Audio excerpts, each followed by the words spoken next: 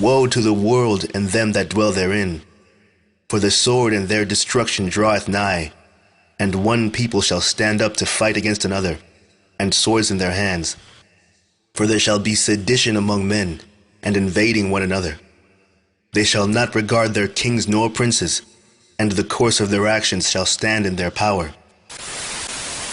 Inflation is going to wipe out the majority of people. For the average American, their standard of living is going to drop precipitously. Central bank digital currencies are not going to solve any problems. What they will do is make it easier for governments to control populations, to exercise more tyranny.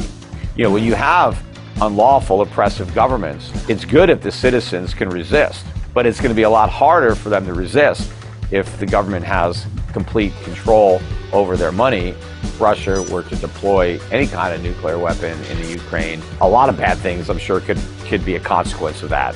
I think the United States is benefiting from that war right now for many reasons. So I think the United States is in a unique position to want the war to continue.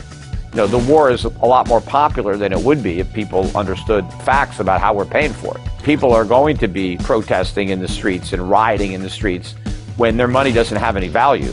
But all these bad things are going to happen. This is a house of cards, and it is in the process of collapsing right now. Call hello, Yahweh, Bashem Yahushai, Bashem Rakakwadash. Double honors unto the apostles and elders of Great Millstone who do rule well. Shalom to you of us who are hopeful. Shalom to the elect. This is 2 Ezra 15 and 9, and it says this: And therefore, saith Yahweh, I will surely avenge them, and receive unto me all the innocent blood from among them. The innocent blood is in reference to that of we Israelites, we so-called Negroes, Latinos, and Native Indians, and of course those of us who are scattered. Properly, Yasharallah, we princes of power, starting with the elect. The avenging of the saints will be taken out on the people responsible for implementing the wicked elitist system you see playing out now. Behold, my people is led as a flock to the slaughter. I will not suffer them now to dwell in the land of Egypt, but I will bring them with a mighty hand and a stretched out arm, and smite Egypt with plagues as before, and will destroy all the land thereof.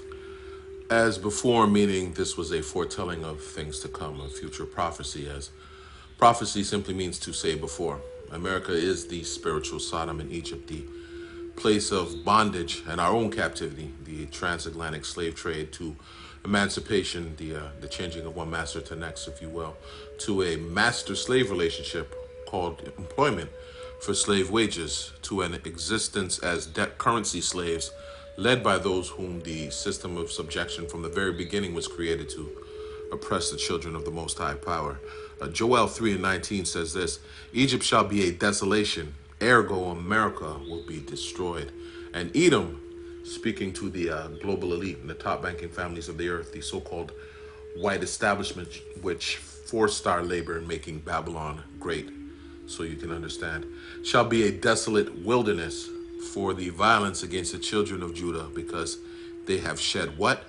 Innocent blood in their land. 2 Ezra 15 and 12, Egypt shall mourn, and the foundation of it shall be smitten with the plague and punishment that Yahweh shall bring upon it. The major plague being the hypersonic and intercontinental ballistic missiles. And let's not forget Yahweh Shai returning in the chariots and the lasers, the nukes, lasers, and chariots, oh my. They that tilled the ground shall mourn, for their seed shall fail through the blasting and hail, and with a fearful constellation. Fearful why? Isaiah 13 and 10. For the stars of heaven and the constellations thereof shall not give their light. The sun shall be darkened in his going forth, and the moon shall not cause her light to shine. Fearful because Esau's constellations, his satellites, which gives him a strategic military advantage, will be inaccessible, nor will Esau have this knowledge, wisdom, and understanding to aid him out of his straits. Fearful constellation can also speak to nuclear capabilities. 2 Ezra 15 and 14. Woe, woe, meaning destruction to the world, to the image of the beast, the new world order and its wicked arrangement, and them that dwell therein, speaking to those that are trust in it, are under its control, who affirm allegiance to it and still suck on its tit. For the sword and their destruction draweth nigh, and one people shall stand up and fight against another, and swords in their hands. The modern day sword is, of course, the gun used for conventional warfare. Another form is the missiles, which I've mentioned, and even the hypodermic needle, which, courtesy of the vaccine, is now killing you people who trusted in it by the droves. Class war, civil war amongst the other races, rich versus poor, the haves versus the have-nots, racism, classism, communism versus capitalism, etc. The schisms of ism all speak to the foretelling of nation rising against nation and kingdom against kingdom in the book of Matthew, the 24th chapter, and the essentially the beginning of sorrows.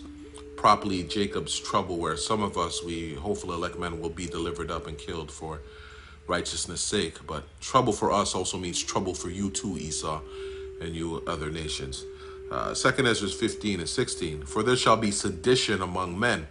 Sedition meaning insurrection, revolting against civil authority, and invading one another. They shall not regard their kings nor princes, and the course of their actions shall stand in their power. Invading one another meaning civil unrest and clashes, violent uproars and riots. Again, friction between Esau and the other nations. Esau versus Esau, even. The Esau versus Jacob, the outright wicked versus the seed of the righteous, etc. They shall not regard their kings nor princes. The usurpers will not recognize any president-elect, any congressman or senator, no prime minister or mayor, government rule, or any faction of elected leadership will have a say-so. It will be all-out anarchy.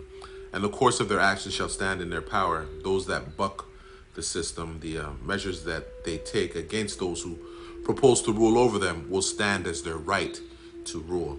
Those dangerous times are ahead. The plethora of real-time military drills and this powder keg they are attempting to light with Donald Trump are examples of that. You think they're out there training to only take out each other? They're devising effective ways to either eliminate or subdue you. Those of us who buck against their digital beast CBDC system and mark designed for total control. So stay strong, Israel's. Fast and pray without ceasing.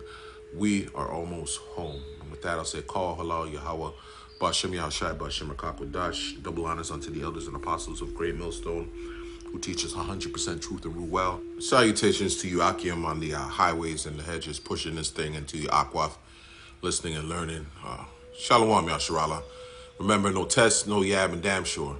Don't take that C to the H to the I to the P. Shalom to the elect.